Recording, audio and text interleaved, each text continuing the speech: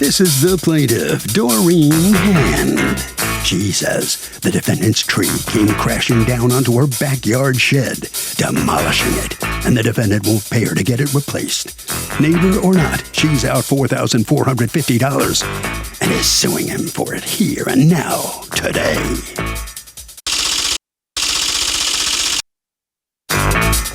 This is the defendant, Brian Nicholson. He says he had a tree guy inspect the tree a few weeks before it fell, and the tree got a clean bill of health. He has no idea what caused it to fall. He certainly didn't knock it over, and he's sorry, but the plaintiff is barking up the wrong tree. He's accused of shellacking a she shed.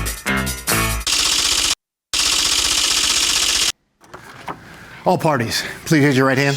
People's Court is now in session. The Honorable Judge Marilyn Leon is now presiding. Litigants have been sworn, Your Honor. Thank you, Douglas. You're welcome. Okay, Ms. Hand, you are suing your neighbor for $4,450 because a tree from his property fell onto your shed. Tell me what happened. Hi, Your Honor. In October, we purchased a house. In November, we had some estimates come out, and they informed us that that tree was not a stable tree and that it was going to fall and damage our property. Okay. Now, how did that come up? Did you hire someone to take a look at it and see if it was damaged or diseased? Yes, we were going to prune the tree because it was hanging way over our property. So they pruned a little bit, and they said that they couldn't prune anymore because it was an unstable tree. Okay, unstable. What does that mean, unstable? Well, that it was diseased and not a healthy tree. It was okay. A do you have tree. anything from them saying, do you have anything in writing from an arborist saying that the tree is unhealthy and diseased? They would not give it to me because Brian was not home at the time and they needed to go on his property. And since it was my property, they wouldn't put it in writing for me. Okay. So, but even today, when you're filing this lawsuit, you still don't have anything in writing from anybody, from an arborist for me to look at saying that it's a diseased tree? No, but I do. No. I did supply photos of the tree. Well, so you supplied photos, and we're going to look at that in 1 second. Mr. Nicholson, did Ms. Hand ever talk to you and say, hey, my guy says your tree is bad? I recall when she was replacing her fence when she first moved in, my wife and I went over to her property. There was an opening there, so we introduced ourselves, and within a minute she mentioned that she didn't like my tree or whatever. There was a problem with my tree. It was leaning on her property. So we just cut the conversation short, and we went back on my property. All right, so let me ask you, did you ever have any arborists look at the tree and say, no, that tree's fine? I had a tree in the middle of my property removed 6 months prior, and I asked them to, go around. I have other trees on my property, and he trimmed a few, and I asked him for his opinion on the one that in question here. It's a triple oak, there's hundreds of them in this neighborhood. And he mentioned that it wasn't diseased. He didn't think it was a big problem. So I just took his word for it. So everybody's just going to tell me what somebody else said. That's what we call hearsay in the business. I mean, nobody's going to show me one way or another. Ms. Hand, you're suing for what you call the depreciated value of the shed, $300 to remove the damaged shed, $100 for 2 new bike seats, and $50 for an umbrella, all of which you say got damaged when the tree fell. Let's take a look at the pictures. So these are pictures, I guess, of the bike. So the wood that I see going right down on the bike, those are the pieces of wood that fell down from inside the shed, right? Right, that's what was holding when it got hit by the tree. Yeah. And then this is a picture of the shed damage. Yes. How old was this shed? It was here when we moved in. It was approximately 2 years old. When did you move in? October 2019. Out of curiosity, did you ever try to repair the shed rather than demolish it? Well, when you see the pictures, there was a hole through the roof that we had just replaced the roof as well. Your Honor, that's my photo. Hold on, what is this? That's your photo that you submitted, and whose shed is that I'm seeing, dollhouse or whatever it is? It's so cute. What is that? Is that on your side of the property? Yes, it is. And her shed is just behind it. This tree has leaves on it. Sure does. How is it diseased? Your Honor. Your Honor, you'll see the tree when they cut it up that it was hollow inside. Can I ask you a question, Mr. Nicholson? When this happens, Sure. How do you find out that it happened? Like, did you hear it? Were you home when this happened? Yes, it was Sunday morning, July 12th of 2019. And a section of it came down and it made quite a noise. Yeah. Just a big thump. So you come out. Yeah, I bet. Because it's a very tall tree. How tall is that tree, more or less? It's got to be at least 100 feet high. Okay. And so when that goes down, and I presume you run out to see what happened, does she run out to see what happened too? And do you two talk or no? Yes. Well, I went and got prices for the tree, to get it removed from her property. And he finally came over, and I told him, listen, just take the whole thing down. He says, well, you're only responsible for what's on your property line. And I said, listen, look, it's my tree. Let me just clean the whole thing up. Go in their yards and clean everything up. And he came over the next day. But before that, I advised Doreen and her other neighbor. It was like right on their property line, that my tree guy was going to come over and he was going to take care of everything. And then she said, well, so what about my you shed? ended up paying for the removal of the tree? Yes, I did. How much did that cost? And that cost me $2,300. And when I came home from work, he was still on the property. I was like, I thought you guys would be done. He said, well, it took us longer because Miss Hand wouldn't let us put the chipper in front of her house and the truck. So we had to bring it around and to the front of your house, which made the work much more difficult for them, and it kept them there longer. So I had to pay him another $200 in cash. But of course, I don't have any check for that. So you got to disagree with him. That's not true. We were very nice. He told me that he had to wait 5 days to get a permit to take the tree down. So it was laying back there for 5 days.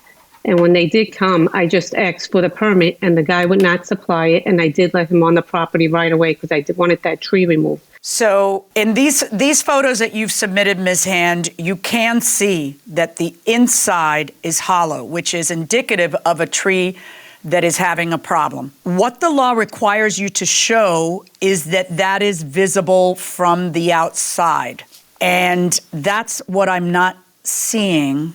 I mean, you are absolutely right. As it turns out, that thing was pretty hollow on the inside. But, the tree looks healthy from the outside, and what he's responsible for is what he has notice of. So if the tree looks healthy and has leaves on it, and it's part of a tree that is still there, then how is he, what did he do wrong, and why isn't it an act of God? I've looked at the weather reports from those days before, and there were some 29-mile-an-hour gusts. Not on the day this happened, but like 24 to 36 hours earlier, there had been that much wind. And I know the thing is leaning over into your property and you don't like it. But for him to have a responsibility to cut a tree down that's 100 feet high, for him to cut a mature tree down, he has to have evidence that the tree is sick. You turned out to be right. I'm looking at it inside. But where's the evidence on the outside? If leaves are growing, typically how someone proves this is they show that the bark is peeling and the tree hasn't had leaves in forever and it's obvious that it's dead. How is it obvious that this one's dead when it's growing leaves and the bark is healthy on the outside? Okay. Your Honor, at this time in December, when I notified Brian and his wife, there had been 4 arborists on my property, and they all said the tree was a split tree and it was above the ground, and his tree, a lot of the limbs kept falling onto my property prior to this, and that's why I called and had it pruned a little bit, because I was nervous that a big branch one time fell. We didn't notify him. Right, but if you want somebody to pay you $4,450, you got to prove that because now it's 4 arborists, not 1. 4 arborists told you that tree was diseased. All I need is one of them to put it in writing, because a litigant can't come to court and say, trust me, judge, an expert told me so. You actually have to give the judge the expert testimony. You've got to show me that people beforehand, not after it fell, because I can see it's diseased. People beforehand gave you and you got to show me their declaration that in fact the thing was diseased. If you'd shown it to him, he might have cut the tree down and we wouldn't be here. Because really, short of that, he doesn't even have to pay to remove the tree from your property. I know you removed the tree from the property. When she told you, what about my shed? What was your response to that? What did you do? My response was, Doreen, I'd be more than happy to help Frank, her husband, to rebuild the shed, make the repairs. And she seemed sour to just her whole demeanor regarding the tree on her property. She just, I didn't get a response whether I should help her, Frank, rebuild the shed or not. I didn't get a response back from her. What do you think is going on? That she just wants a new shed or wants you to pay for? What do you think then? I don't know. I don't know. I can't speculate. Well, you did speculate. You one of the things you said in your answer to the complaint was that she's putting in a pool and that maybe she just doesn't want all those trees around her because she's demanding that another neighbor take a tree down as well. Yeah, two other neighbors. They had two other neighbors to take tree down. Yeah, if you look at that that aerial view of the neighborhood around her house, it doesn't look like that now. Yeah. Your Honor, when the arborist came and they informed us of Brian's tree, they also told us about the woman behind us tree. We actually get paid half that money to take that tree down. They said that it was going to be a tree that would demolish our home. I know. I hear you, Ms. Hand, and I sympathize with what happened. Here's the problem. For you to make someone else pay for the shed, you have to show me that he was on notice that this is a diseased tree. And you have to prove that it was a diseased tree. You have proven that it's a diseased tree. I'm looking at the inside of the tree, and I can see that it's diseased. What you haven't proven is that he should know that it's a diseased tree, because nobody knew until the tree came down what the inside of the tree looks like. So what the law does is it says to somebody, I have trees, I have some property in North Carolina. There are trees on my property that I know are going to come down on a deck that I have, because I look at them, they haven't had leaves in I don't know how long, and the bark is peeling, and those trees need to come down. I'm on notice that they need to come down. I've asked my husband to take that tree down 500 times. When you've got a tree that looks like this picture that has leaves all around it, and there's not notice to anybody until someone cuts right through the bark and sees that there was a problem. There's a leaning tree that doesn't look good for you, and it's annoying, and you have to keep cutting the branches, and you don't like it. I'm with you, but there's not a legal obligation on his part to bring down a tree that you have proven is diseased to him before this gust of 29-mile-an-hour gust of wind during July, which a few days after that, there was a tropical storm. But I just, looking, the evidence is look at the tree and see whether someone should have known they should have taken it down. And if no one knows until the tree is down and cut up into pieces, oh, yeah, look, it was starting to rot in the center, then that's not notice for him. And it's an act of God, and I'm ruling in this case in favor of the defendant. Well, Ms. Hand, the judge has decided it was an act of God, and you can't prevail on this case. What's your reaction to that? I'm a little upset about that because we told him that we had numerous people here and he was put on notice, and the tree bark, if you look at the pictures that were submitted, you can see that the tree was dead and the roots were above the ground. It was a split tree. Okay. Mr. Nicholson, you were really nice to clean up the tree, that part of it that came down on her property. You didn't have to do that either. Am I right? It's the right thing to do. She's a neighbor. That's what neighbors do. So, Marilyn, if a tree falls on your neighbor's shed and no one's around in the area, does it make a sound? Yeah, it makes it sound like see you in court.